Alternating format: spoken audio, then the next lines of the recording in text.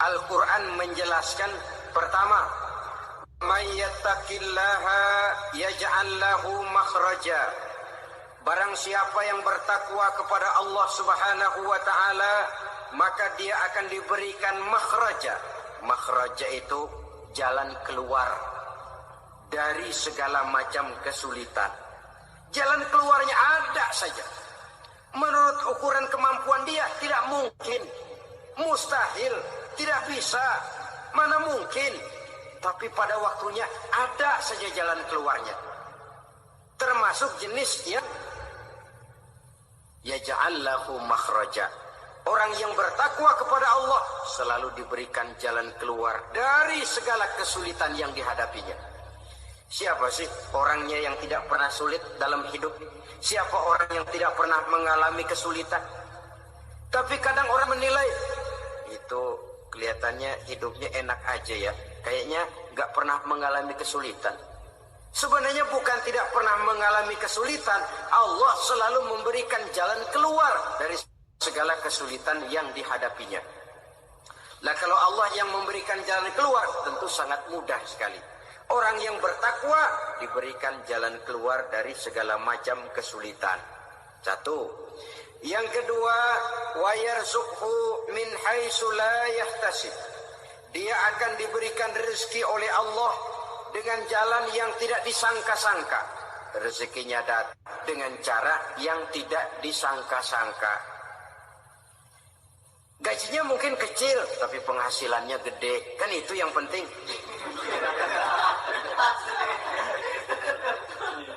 Gaji dan penghasilan kan lain tuh. Boleh jadi gaji kecil, asal penghasilan gede, kan nikmat hidup itu. Nah, penghasilan ini ada yang bisa kita perkirakan. Bisa kita perkirakan, misalnya gaji itu tadi. Kalau saya kerja, gaji saya begini. Ada rezeki yang masuk min haitsu la yahtasib. Tidak kita sangka-sangka, tidak kita duga-duga, tahu-tahu ada saja rezeki. Datang orang bawa persoalan yang mendatangkan hasil. Sebab rezeki, jodoh, maut memang seperti bayangan. Kita uber-uber dia lari, kita diem dia diem. Kan gemes ini. Bayang-bayang itu begitu. Kita kejar, dia lari. Rezeki juga begitu. Kita diem, dia diem. Setengah mati yang namanya rezeki kita cari, kita uber. Ngobek sampai ratusan bohong kita kerjain. Tapi memang belum waktunya, ya sulit untuk tembus. Tapi kadang-kadang giliran kita nongkrong di rumah, datang orang bawain rezeki. Itulah yang namanya rezeki. Tapi ini untuk orang yang bertakwa. Kalau tidak punya kredibilitas takwa, jangan lalu pakai ayat ini. Diberikan Allah dengan rezeki dengan jalan yang tidak disangka. Kan ada ayatnya dah, kita mantang aja di rumah dah. Ntar juga tuh rezeki datang. Ini fasilitas yang diberikan kepada orang yang wa may yattaqillah, bertakwa kepada Allah, yarzuqhu min haitsu la yahtasib, diberikan rezeki dengan cara yang tidak disangka-sangkanya. Maka kadar ketakwaan jangan membuat kita buruk sangka. Tuh orang ya nggak kemana-mana, duitnya ada aja. Kalau dia takwa, Allah berikan jalan keluar. Yang lantas ngelihat kiai orangnya ahli ibadah, ilmunya tinggi, akhlaknya luar biasa, takwanya tinggi, rezekinya lancar, lalu husnuzon nih kiai nggak kemana-mana, duitnya banyak, miara tuyul kali ini. Itu termasuk jaminan Allah yang masuk kategori min haitsu la yahtasib. Yang ketiga, yaj'al lahu min amrihi yusra. Dimudahkan segala urusannya. Dimudahkan segala urusannya. Kemudian yang keempat, yukaffir anhu sayyi'atihi wa yu'azzim lahu ajra. Diampuni segala kesalahannya dan dibesarkan pahala kebaikan yang dikerjakannya. Al-Quranul Karim memberikan tuntunan dan ajaran kepada kita bahwa orang-orang yang memperoleh kemenangan itu tidak lain adalah orang-orang yang bertakwa. Hanyalah mereka yang bertakwa kepada Allah Subhanahu wa ta'ala pada akhirnya akan tampil sebagai pemenang. Lalu siapa orang yang bertakwa itu?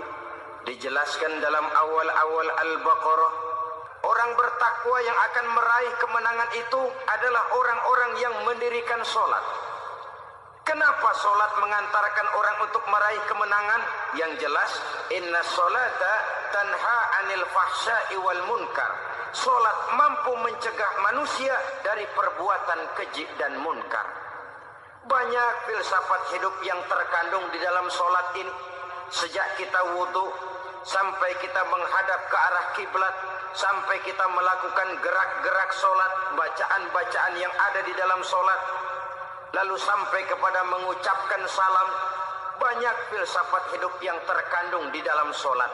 Umpamanya saja, setelah takbiratul ihram, mulai kita dengan sholat dalam posisi berdiri. Diajarkan dalam kitab-kitab fikih agar kita melihat ke arah tempat sujud.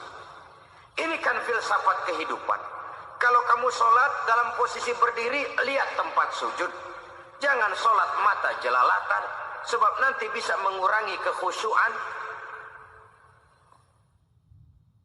Jadi wajar kalau yang dikatakan bahwa yang paling afdal adalah shaf yang di depan. Kenapa? Secara harfiah pengertiannya akan lebih mengundang kekhusyuan. Kenapa? Kalau kita di shaf paling depan, di masjid umpamanya paling banter kita lihat tembok. Tapi kalau kita shaf di tengah atau di belakang, orang-orang di depan kita pun akan kelihatan. Yang bajunya loreng, yang bajunya genggang, yang bajunya macam-macam. Kita lihat, kadang-kadang kita pikirin, ada yang bajunya bolong. Kita sholat tapi dalam hati, ini orang bajunya robek yang nggak tahu apa. Ada saja hal-hal yang mengusik kekhusyuan kita. Oleh sebab itu diajarkan dalam posisi berdiri, lihat, arahkan pandangan matamu kepada tempat sujud. Ini kan filsafat kehidupan. Maksudnya apa? Kalau lagi diri, lihat dong tempat sujud. Kalau udah di atas, ingat dong sama yang bawah. Kalau sudah tinggi, ingat dong dari mana kamu berangkat. Kalau sudah berkuasa, bantu dong yang lemah. Kalau sudah kaya, santuni dong yang miskin. Kalau sudah alim, bimbing dong yang awam. Ini filsafat kehidupan. Dalam posisi berdiri, kau lihat tempat sujud. Ini akan melahirkan kepekaan sosial, di mana seseorang mau tahu kepada orang lainnya. Bagaimanapun kaya kita, tinggi pangkat dan jabatan kita, jikalau hidup hanya untuk kepentingan perut sendiri saja, rasanya belum membawa manfaat di dalam kehidupan kita. Tapi efek yang tertinggi sesungguhnya, sholat mencegah manusia dari perbuatan keji dan munkar. Perbuatan keji dan munkar, walaupun kelihatannya mendatangkan uang, membawa keuntungan, tapi itu keuntungan semu, keuntungan sementara. Dengan menipu orang lain kita bisa dapat untung, tapi tidak membawa berkah. Dan itu adalah kerugian besar dalam kehidupan kita. Maka untuk meraih kemenangan, harus dimulai dengan membentuk kepribadian yang tegar, memiliki sandaran vertikal yang langsung kepada Allah Subhanahu wa ta'ala. Dan itu hanya bisa kita tempuh melalui jalur ibadah formal yang sudah ditentukan Allah, yakni sholat yang 5 waktu.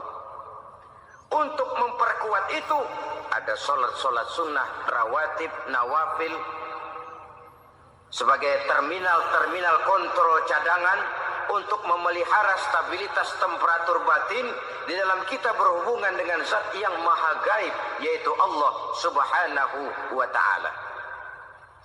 Orang sering bertanya, Pak, itu tetangga saya nggak sholat, duitnya nggak habis-habis, Pak. Nggak sholat tapi mobilnya tambah terus. Nggak sholat tapi usahanya makin maju. Tapi di sisi lain ada orang yang rajin sholat, rezekinya butak bener. Anaknya mana kurus, mana korengan. Saudara hadirin, ma'asyiral muslimin rahimakumullah. Harus saya katakan bahwa sholat memang bukan untuk cari duit. Sholat adalah sandaran vertikal kita kepada Allah. Sedangkan soal rezeki itu berkaitan dengan sifat Allah maha pengasih dan maha penyayang. Allah maha pengasih, siapapun dikasih kalau mau usaha.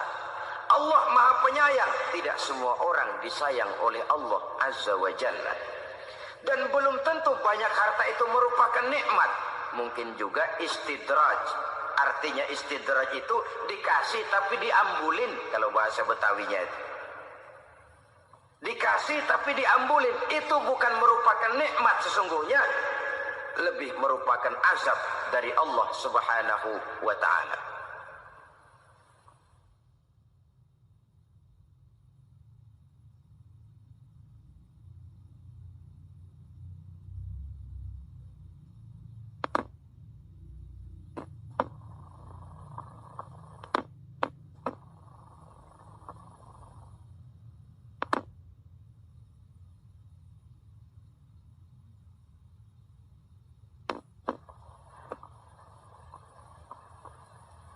Agama mempunyai sistem sholat, dan kita umat Islam telah dituntun oleh Allah Subhanahu wa ta'ala yang wajibnya 5 kali dalam sehari semalam mendirikan sholat, dan itu tentu berada dalam jangkauan kemampuan manusia.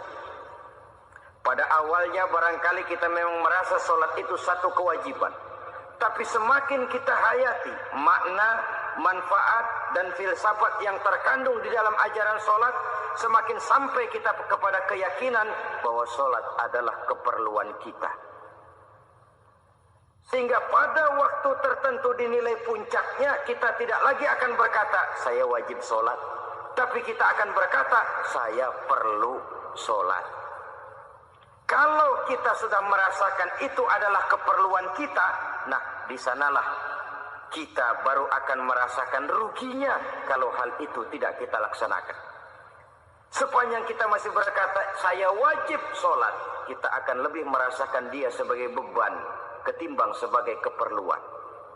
Yang jelas Allah tidak memerlukan ibadah yang kita laksanakan ini. Dengan kata lain, andai kata satu dunia penuh ini orang tidak ada yang sholat satu pun, Allah tidak akan turun dari jabatan Tuhan. Jangan lalu berpikir kalau kita ngambek se-RW kagak sembahyang Tuhan tekor kali ini ya. Tentu tidak. Itu perlunya kita, bukan perlunya Allah. Dan pada induknya kita akan berkata saya perlu agama. Kalau secara induk kita sudah memerlukan agama, maka konsep-konsep yang ada di dalam ajaran agama itu pun adalah juga merupakan keperluan kita. Baik dia bernama sholat, baik dia bernama puasa, baik dia bernama zakat, baik dia bernama haji, seluruhnya adalah keperluan kita. Dan sesuatu yang kita perlukan apabila tidak kita laksanakan akan melahirkan kerugian di dalam kehidupan. Jangan heran kalau kita membaca riwayat perjalanan hidup para salafus soleh, orang-orang soleh. Ada yang tahajud sampai 100 rakaat, ada yang sholat malam kakinya sampai bengkak. Kita sekalinya bengkak biri-biri. Ada yang sholat membaca surah dalam Al-Quran sampai khotam Quran. Kok mau? Mereka sudah merasakan itu keperluan. Itu saja soalnya. Satu saat pun jikalau kita merasa bahwa itu keperluan saya, kita pun akan melaksanakan seperti itu. Keperluan saya dalam kehidupan. Inilah yang kedua. Yang ketiga, orang bertakwa yang akan meraih kemenangan itu, wa mimma razaqnahum yunfikun. Mereka membelanjakan sebagian daripada rezeki yang diberikan Allah kepada mereka. Mereka infakkan di jalan Allah. Ada satu dialog menarik. Satu hari seorang anak muda bertemu dengan seorang kakek-kakek yang sudah dikenalnya baik. Bertanyalah anak muda ini, "Kek, umur kakek berapa tahun?" 15 tahun, kata si kakek. "Anak kakek berapa orang?" 1. "Harta kakek berapa banyak?" 15 juta. Si anak muda ini bengong. Lalu protes, "Kok kakek bohongin saya?" "Kenapa?" "Saya tahu umur kakek 70 tahun. Kenapa ngaku 15? Saya tahu anak kakek 5, kenapa bilang 1? Saya tahu kakek miliuner, miliaran uang kakek. Kenapa ngaku cuma 15 juta? Begini, kata si kakek tadi. Benar, umur saya 70 tahun. Tapi dari umur yang 70 tahun itu baru 15 tahun terakhir ini saya merasakan ibadah kepada Allah. Meninggalkan maksiat, jauh dari segala macam munkarat. Maka yang 15 tahun inilah yang benar-benar saya rasakan sebagai umur saya. Benar anak saya 5, tapi yang 4 susah diatur. Cuman 1 rasanya nih yang bakal jadi si buah hati, belahan jantung, berlanjut cerita penerus sejarah. Cuma 1 ini yang saya harapkan, yang akan jadi anak soleh, yang akan membuat saya menerima pensiunan pahala.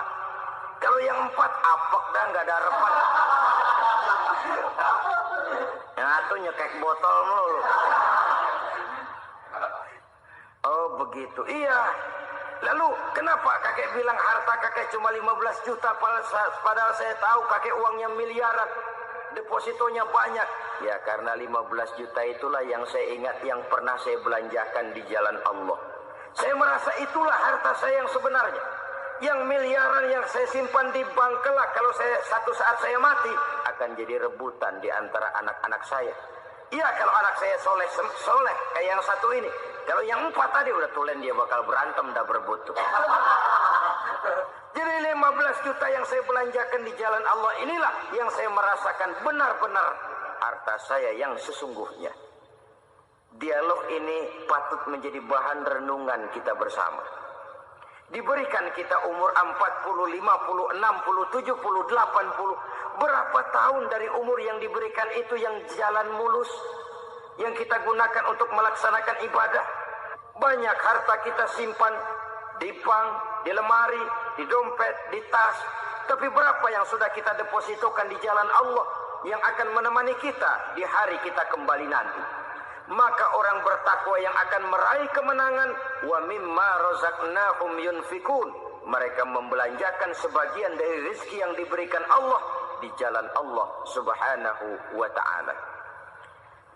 Ma'asyiral muslimin rahimakumullah. Zahirnya memang kita memberikan kepada orang lain, tapi hakikatnya kita menyimpan untuk diri kita sendiri. Kita memberikan kepada yatim piatu 25.000. Zahirnya kita memberikan si yatim. Hakikatnya kan kita cuma nyimpan. Saya berikan titip kepadamu. Ini untuk saya di akhirat. Kau boleh belikan baju, kau boleh belikan untukmu makan, kau boleh bayarkan sekolahmu. Ini untuk saya hakikatnya. Kita nyumbang masjid 1 juta. Zahirnya kita berikan kepada panitia masjid. Tapi hakikatnya kan cuma titip. Titip 1 juta ya untuk saya di alam kubur nanti. Silakan kau boleh belikan semen, ini uang, belikan besi, belikan pasir. Saya cuma sekedar titip untuk kepentingan saya. Hakikatnya kita cuma sekedar menitip. Sebagaimanapun pada hakikatnya, apapun yang kita miliki dalam kehidupan kan cuma sekedar hak guna pakai, bukan hak milik mutlak. Harta kita, rumah kita, kendaraan kita, kebun kita, pabrik kita, hak guna pakai saja. Hak milik mutlak cuma untuk Allah Subhanahu wa ta'ala. Saudara-saudara kaum muslimin rahimakumullah. Ini yang ketiga. Kemudian yang keempat, orang-orang bertakwa yang akan meraih kemenangan, allazina yu'minuna bima unzila ilaika. Mereka yang beriman, mereka yang percaya kepada apa yang telah diturunkan kepadamu Muhammad, ay Al-Quran, yakni Al-Quranul Karim. Setelah percaya kepada yang gaib, mendirikan solat, kemudian menginfakkan sebagian dari rezeki yang diberikan Allah, mereka juga lalu percaya kepada yang diturunkan terhadap Nabi, yaitu tidak lain Al-Quranul Karim. Sekali lagi di sini, percaya bukan hanya sekedar percaya saja, tetapi percaya lalu menjadikan Al-Quran itu sebagai pedoman hidup. Sebab memang Al-Quran itu adalah GBHM, garis-garis besar haluan muslim. Apa yang harus kita lakukan, apa yang harus tidak kita lakukan, bagaimana mestinya kita bertingkah laku dan berbuat, seluruhnya tercantum di dalam Al-Quranul Karim. Itu sebabnya ketika satu hari Aisyah ditanya, bagaimana akhlak Rasul? Beliau menjawab, kana Rasulullah sallallahu alaihi wasallam khuluquhul Quran. Akhlak daripada Rasulullah tidak lain adalah Al-Quran. Jawaban simpel ini memberikan gambaran bahwa keseluruhan daripada konsepsi Quran sudah diterjemahkan dalam kehidupan Rasulullah sallallahu alaihi wasallam. Karena kita tahu akhlak adalah keseluruhan dari gerak hidup manusia. Sejak ia berpribadi, berumah tangga, bertetangga, bermasyarakat, sampai kepada berbangsa dan bernegara, Al-Quran tetap memberikan sentuhan nilainya. Oleh karenanya, orang-orang yang bertakwa adalah orang-orang yang menjadikan Al-Quran sebagai pedoman dalam kehidupannya. Dan kita yakini Al-Quran diturunkan kepada Nabi Muhammad bukan merupakan produk Nabi Muhammad. Isi dan redaksinya langsung dari Allah Subhanahu wa ta'ala. Kemudian cirinya yang kelima, orang bertakwa yang akan meraih kemenangan itu, wa ma unzila min qablika. Tidak hanya sekedar percaya kepada yang diturunkan terhadap Nabi Muhammad, yaitu Al-Quran, mereka juga percaya kepada apa yang pernah diturunkan kepada para nabi, kepada para rasul sebelum Nabi Muhammad. Percaya kepada adanya suhuf, percaya kepada adanya Taurat, percaya kepada adanya Injil, percaya bahwa Allah dahulunya sudah menurunkan Taurat kepada Musa, percaya bahwa Allah sudah menurunkan Injil kepada Isa, percaya Injil ada, Taurat ada, diturunkan Allah untuk Isa dan Musa, tetapi tidak wajib mengamalkannya karena kita sudah diberikan Al-Quranul Karim. Ini yang perlu saya garis bawahi. Kita percaya Allah telah menurunkan Injil dahulu kepada Isa. Kita percaya bahwa Allah telah menurunkan Taurat dahulunya kepada Nabi Musa. Kadang-kadang ini dijadikan dalih, dikacaukan pengertiannya. Quran saja mengajarkan bahwa orang yang bertakwa harus percaya kepada Injil, maka pakailah Injil. Apalagi kalau ayat sebelumnya ditilap, dihapus, dihilangkan, Injilnya yang ditekankan, maka akan terjadilah penekanan yang salah arah. Karena salah arah akhirnya bisa merusak dan menghancurkan akidah. Ketika Rasul suatu saat pernah ditanya orang, ya Rasul, bagaimana sikap kita sebagai muslim terhadap Injil yang ada sekarang? Beliau menjawab, la tukadzibuhu jami'an wa la tusaddiquhu jami'an. Jangan didustakan seluruhnya, jangan juga dibenarkan semuanya. Artinya, ini sudah merupakan gambaran dari Rasul bahwa dalam Injil yang ada sekarang masih ada ajaran-ajaran tauhid yang dibawa oleh Nabi Isa dan diajarkan kepada umatnya. Tapi juga dalam Injil yang sekarang ini sudah terkena intervensi dan investasi manusiawi. Karena itu Rasul menyimpulkan, la tukadzibuhu jami'an wa la tusaddiquhu jami'an. Jangan didustakan semua, jangan dibenarkan seluruhnya. Kita memang percaya Allah telah menurunkan Injil kepada Nabi Isa dulu, tapi kita tidak wajib mengamalkan Injil. Kita percaya Allah telah menurunkan Taurat kepada Nabi Musa, tapi kita tidak wajib mengamalkan kitab ajaran Taurat. Yang wajib kita percayai dan kita amalkan hanyalah Al-Quranul Karim. Kenapa? Oleh karena baik yang ada di dalam Taurat, baik yang ada di dalam Injil, tentu tercakup di dalam Al-Quran sebagai kitab terakhir yang diturunkan oleh Allah Subhanahu wa ta'ala. Dan itu wajar. Kalau seorang pejabat mau mengeluarkan satu keputusan baru, tentu dia harus meninjau keputusan-keputusan lama. Andai kata dianggap tidak berlaku, dianggap tidak relevan lagi, maka keputusan-keputusan lama itu tentu sudah dianggap tidak berlaku. Sebagian daripada aturan-aturan dalam keputusan lama yang masih dianggap relevan tercantum dalam keputusan baru yang wajib diamalkan. Begitulah hubungannya antara Al-Quran, Taurat, Zabur, dan Injil. 4 kitab samawi yang diturunkan Allah masing-masing kepada Zabur untuk Nabi Daud, Taurat untuk Nabi Musa, dan Injil untuk Nabi Isa alaihi wassalatu wassalam. Ketiga-tiga kitab itu kita percayai adanya. Kita yakini Allah telah menurunkan Zabur, Taurat, dan Injil. Tapi kita tidak wajib mengamalkannya. Yang wajib kita mengamalkannya sekarang ini tidak lain hanyalah Al-Quranul Karim saja. Karena ia mencakup apa yang ada di dalam Zabur, apa yang ada di dalam Taurat, dan apa yang ada di dalam Injil. Keotentikannya bisa dipertanggungjawabkan. Ya, tapi kan Nabi Muhammad sudah mati 14 abad yang lalu. Dan di zaman beliau Al-Quran kan belum dikodifikasikan, belum ditulis. Bagaimana keotentikannya bisa dipertanggungjawabkan? Mudah saja. Allah berjanji, Inna nahnu nazzalna zikra wa inna lahu lahafizun. Kami yang menurunkan Al-Quran dan kami yang akan menjaga dan memeliharanya. Allah turunkan Quran, Allah menjaganya. Bagaimana cara Allah menjaga Al-Quran itu? Banyaknya orang-orang yang hafaz Al-Quran. Hafaz Al-Quran 30 juz, 114 surah, 6.666 ayat. Sehingga jangankan satu kata, jangankan satu ayat, satu kalimat saja berubah, sudah akan timbul reaksi dan mudah dimengerti. Kenapa?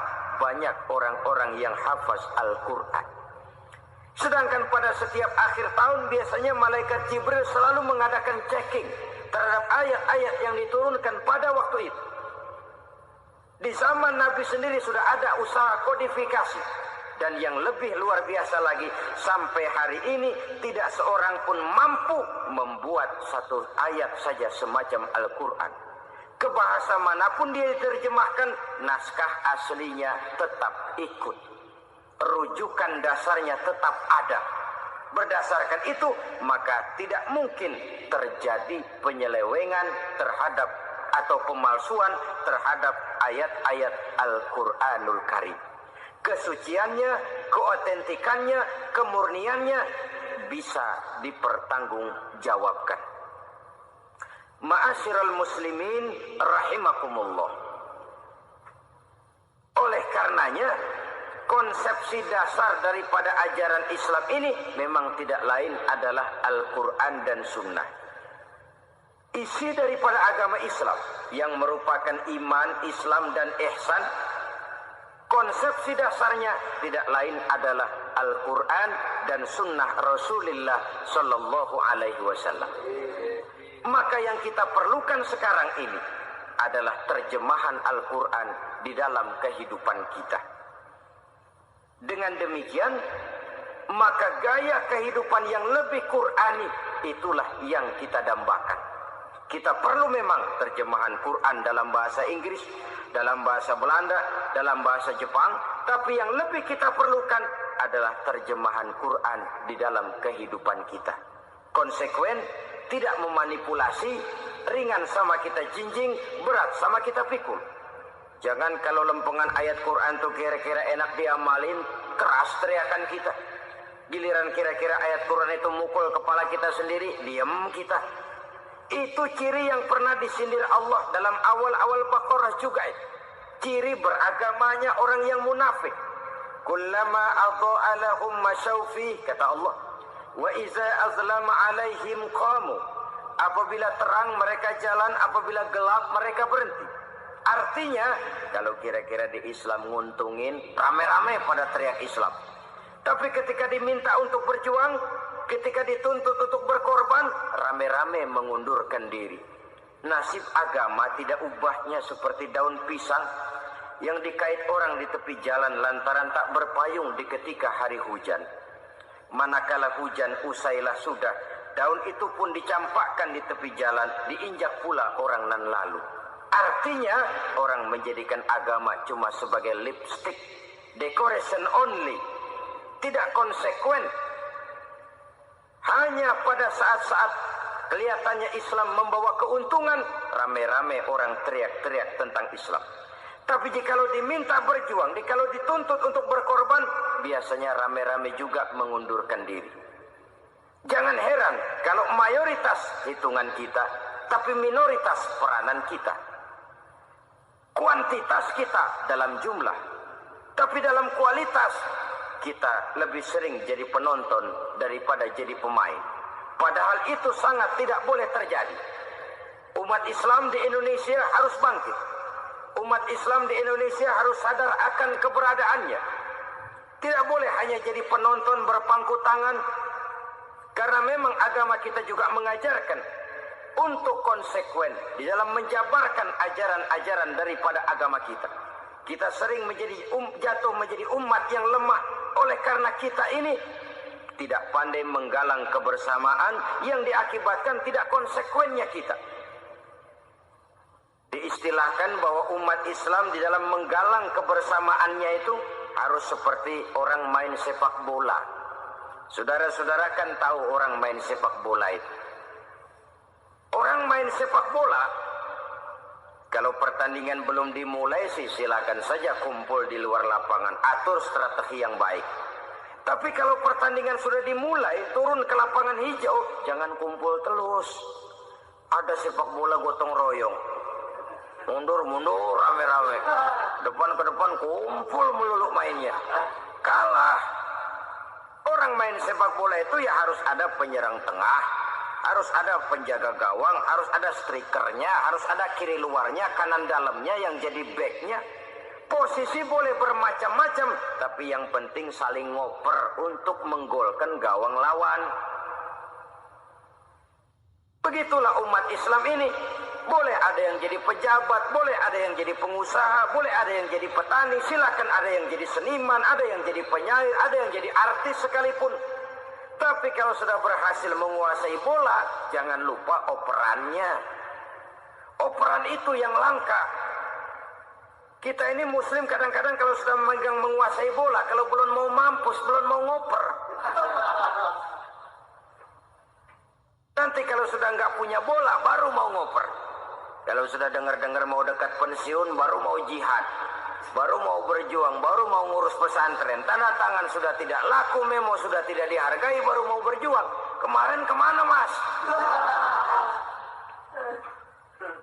Kita tidak pandai memanfaatkan posisi. Dengan kata lain, kalau kembali kepada persoalan kita, konsekuensi kita terhadap agama yang kita anut ini belum ideal.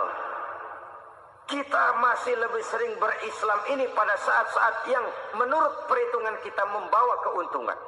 Tapi kalau diminta berjuang, dituntut berkorban, yang itu pun hakikatnya adalah untuk kepentingan kita juga.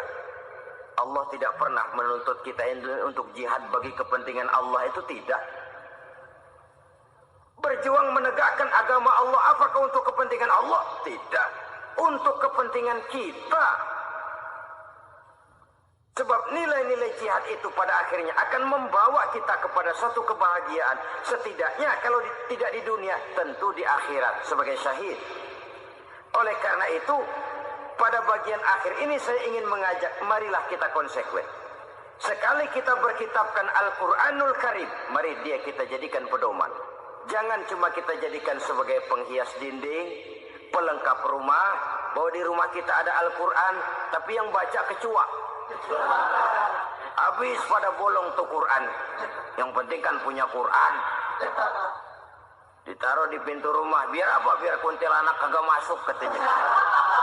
Ya apa itu nasib Quran, cuma kerjanya jaga pintu, ngusir kuntilanak, ngusir memedi. Bagaimana kita hidup menurut tuntunan Al-Quran? Kadang-kadang tidak pernah menjadi masalah bagi kita. Maka bagaimanakah Al-Quran akan mungkin membawa keberkahan dalam hidup kalau ajarannya kita injak-injak dalam keseharian kita? mewujudkan gaya hidup yang lebih Qur'ani.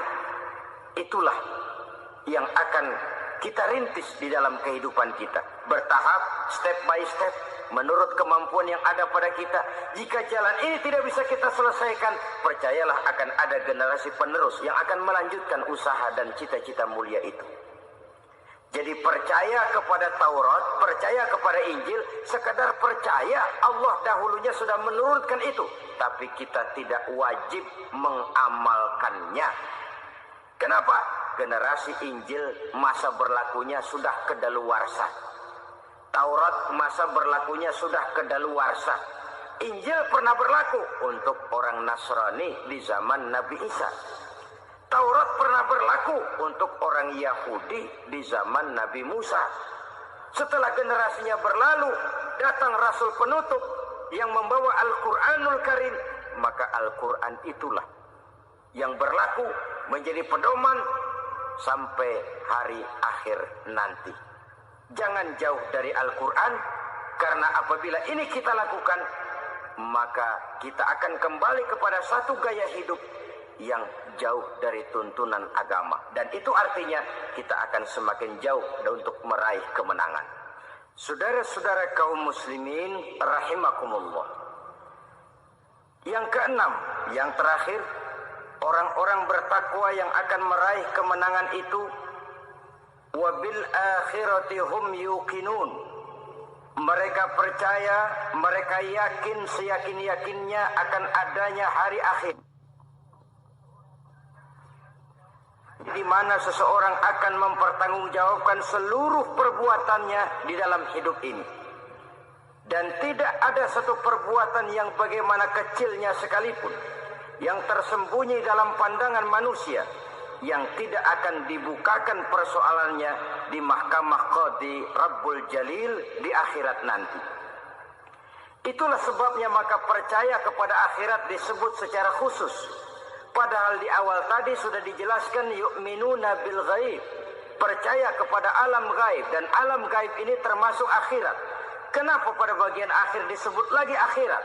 Karena ternyata bahwa kepercayaan kepada adanya akhirat merupakan induk dari kepercayaan terhadap adanya malaikat, setan, jin, dan lain sebagainya, dan akan lebih memberikan sugesti dalam kehidupan manusia untuk meluruskan gerak hidupnya.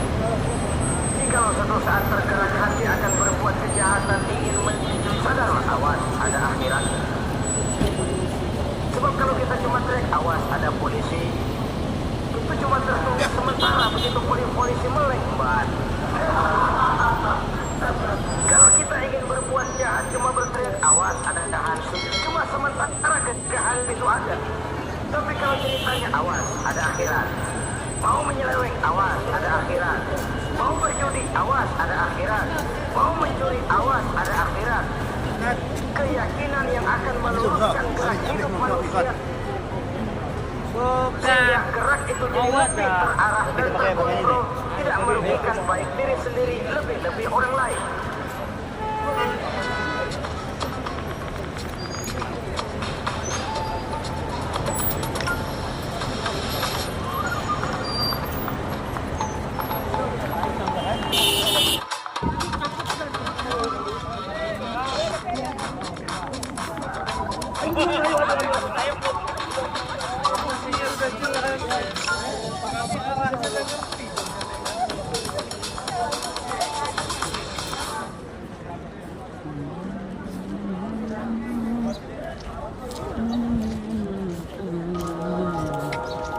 Block blast.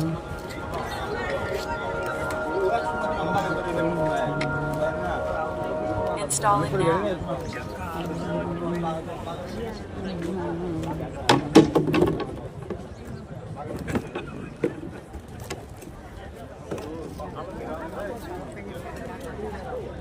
Berarti udah enggak, wadah aja.